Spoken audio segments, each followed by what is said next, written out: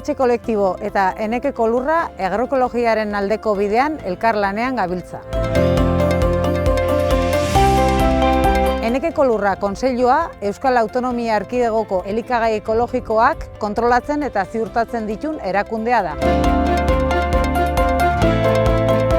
Eta EH kolektiboa Euskal Herri mailan agroekologiaren bidea landu eta sustatzen duen herritar eta baserritarren kolektiboa da. Elkarlan honen lehenengo pausoa ekoizpen ekologikoa eta agroekologiaren bidea zer diren azaltzea izan da.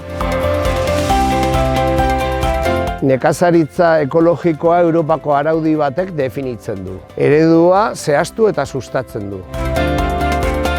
Produktu kimikorik gabe eta animalien ongizatea bermatuz.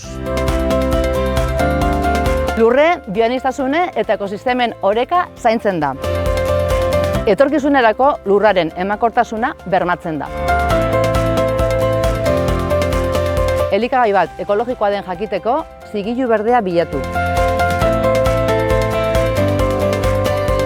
Agroekologiak nekazaritza ekologikotik abiatuta beste esparru batzuk lantzen ditu. Gertukoa izatea, giza neurriko etxaldea eta ekonomia sozial eta eraldatzailea sustatzea.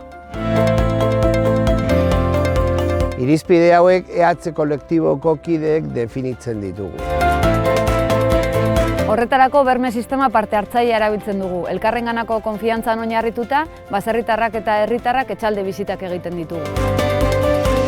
Nekazaritza ekologikoa eta agroekologiari buruz gehiago jakin nahi baldin baduzue, hurbildu zaitezte hurrengo saioetara.